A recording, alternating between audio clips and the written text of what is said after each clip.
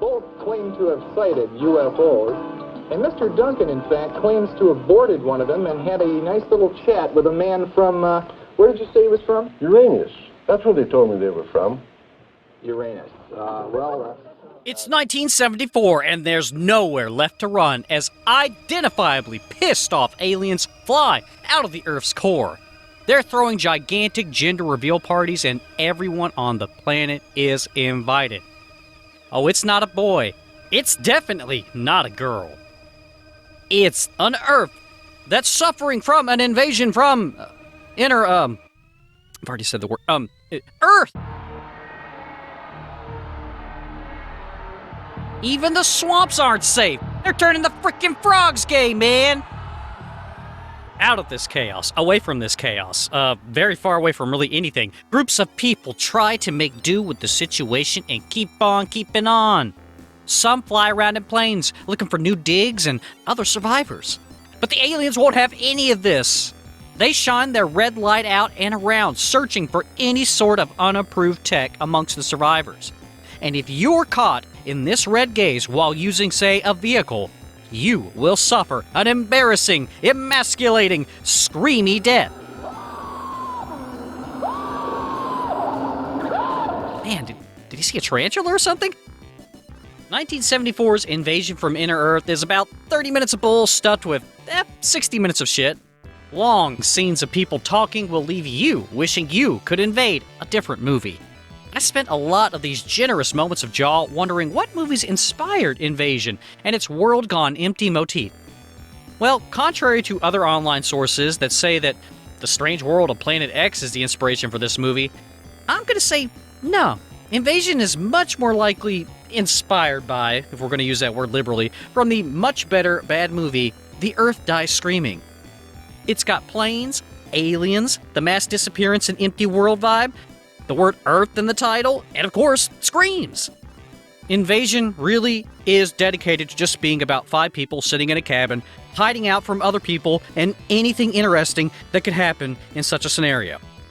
As much as the scenario itself invites peaceful contemplation, relaxation, even sleep, well, the movie interrupts that and switches gears from sedate to suddenly strange and sensational events that are going on elsewhere in the world, with people that you don't know, you don't really care about, but it's kind of funny to laugh at, and like, wow, okay, cool, we're here now, whatever. When you're watching this movie, it starts to feel like there were at least 4 different writers, and they all wrote their own story and decided to just cram it down into one film. One of the writers was probably drunk the whole time, one was high on pills and wanted to talk about roses and crazy Martian theories. One was this guy. Well, who was the last one? The director's wife? Is that who wrote this movie? No, don't tell. No, come on. No. Director Bill Rabane's wife, Barbara Rabane, really did write this movie. Really? Yep.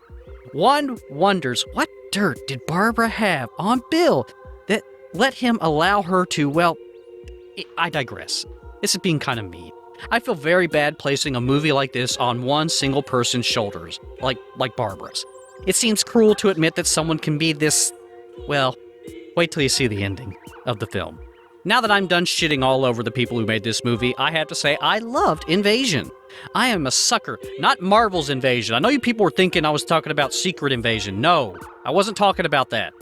No. Anyway, I am a sucker for UFO mania. And this movie delivers the most bare-bones tinfoil spaceship dreck that one could imagine. And someone just barely imagined this. When they're not almost hurting themselves trying to force their words into ideas with the crazy crap that people talk about in this movie, the film creators are delivering really bizarre images that just perfectly sum up the fresh stupid of the 1960s and 1970s New Age wonders. Thank you, drugs, is all I can say.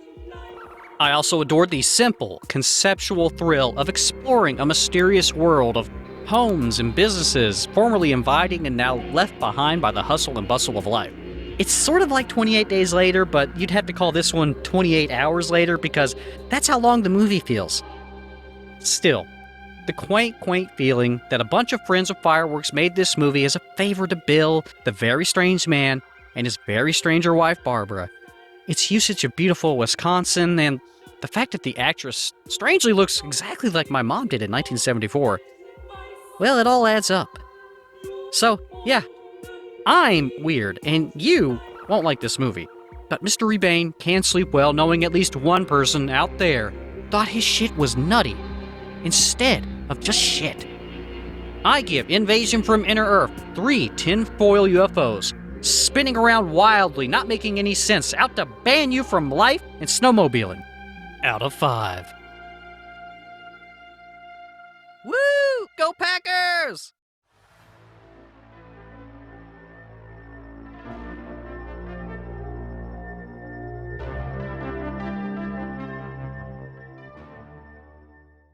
I was informed in the course of my official duties of a multi-decade UAP crash retrieval and reverse engineering program. Where do these people come up with all that stuff?